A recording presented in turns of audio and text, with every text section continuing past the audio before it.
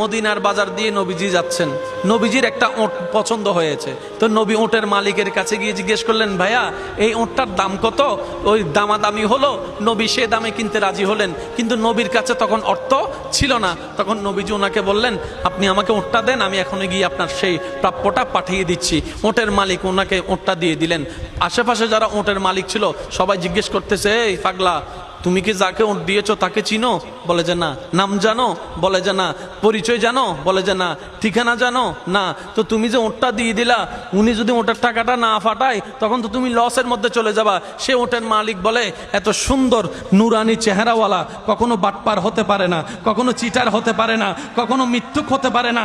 ওনার চেহারা দেখেই তো আমি ওঁট বিক্রি করার আগে মনটাই বিক্রি করে দিয়েছি, মনটাই বিক্রি করে দিয়েছি, মনটাই বিক্রি করে দিয়েছি। তোমরা যাই বলো, আমার মন বলে উনি আসবেই আসবে, টাকাটা পাঠাবেই পাঠাবে।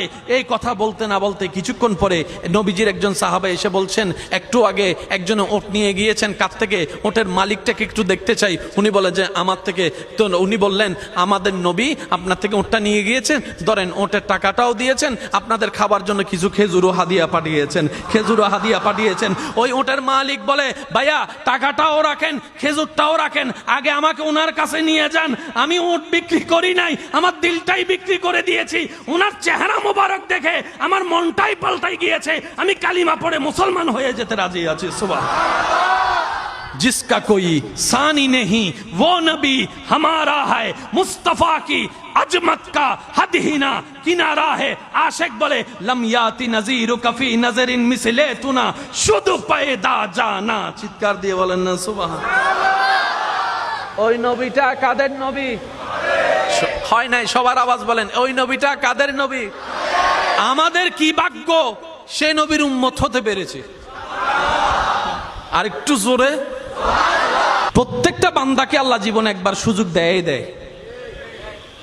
সে যে ধর্মেরই হোক, একবার সুযোগ আল্লাহ দিবেই দিবে, কিন্তু সুযোগটা কখন আসবে আল্লাহ জানায় না। তো সেজন্য ওয়াকুনু মা সাদিকিনের আয়াত আমল করতে হয়। আর একটু জোরে বলি না সুবহানাল্লাহ। ওয়াকুনু মা সাদিকিন আয়াতের উপর আমল করলে সুযোগটা যখনই আসবে আপনি সুযোগটা ধরতেও পারবেন, নিতেও পারবেন। কেউ হাসরের ময়দানে গিয়ে আল্লাহকে বলতে পারবে না, আল্লাহ তুমি আমাকে সুযোগ দাও নাই, এটা বলতে পারবে না। আল্লাহ পাক বলবে যে অমুক দিন এটা তোর সুযোগ দিছিলাম। আপনি তখন মনে মনে বলবেন, ও মাইলে ফিরে নাই তো নো বুঝি দেয়া না। কথা বলেন, কথা বলেন, কথা বলেন, ঠিক কিনা? আল্লাহ প্রত্যেক বান্দাকে জীবনে কয়বার সুযোগ দেয়? দিবে। হয়তো আপনার এসে চলে গিয়েছে, আর না হয় আসবে। একটু প্রস্তুত থাকেন। এটা ধরতে জানলে দুনিয়াও কামিয়াব, আখিরাতও কামিয়াব। যেমন বায়েজিদ বুস্তামিকে আল্লাহ আপন করে নিতে চাচ্ছেন। উনি সারা রাত ভর কি নিয়ে দাঁড়াইছিলেন? ভাইয়া বলেন না ভাই। পানি। হাতে কি? হাতে কি? সারা রাত কি করছেন? দাঁড়াই আছেন। আল্লাহ এটা কবুল করে নিছে। ডাইরেক্ট আব্দুল্লাহ থেকে ওলি আল্লাহ বানাই দিছে। সুবহানাল্লাহ, জোরে বলেন না। তো যে পথ পার হয়ে উনি যেখানে যেত 10 বছর লাগতো, আল্লাহ সেটা সেকেন্ডের ভিতর পার করাই দিয়েছেন।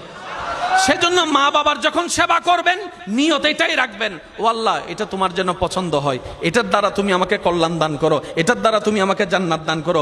মা বাবা সেবা করার সময়, মা বাবাকে দেওয়ার সময়, মা বাবার উপকার করার সময়, বউকে দেওয়ার সময়, স্বামীকে দেওয়ার সময়, মানুষকে দেওয়ার সময় নিয়ত রাখবেন, আল্লাহ তোমাকে খুশি করতে চাই, তোমাকে রাজি করতে চাই, তোমাকে রাজি করতে চাই। সুবহানাল্লাহ বলেন না। তোমাকে রাজি করতে চাই, তোমার দেওয়া সম্পদ তোমার খুশির জন্য তোমার বান্দাকে দিচ্ছি, তোমাকে রাজি করার জন্য, তোমাকে খুশি করার জন্য। বিশ্বাস করেন ভাই, আপনার এই জীবনের একটা কাজ যদি রবের কাছে প্রিয় হয়ে যায়, আল্লাহ আপনাকে 20-30 বছর রিয়াজতের রাস্তা 1 সেকেন্ডে পার করাই দিবেন। ওই সুযোগগুলোকে একটু বুঝতে হয়। একটু জোরে বলেন না রে ভাই।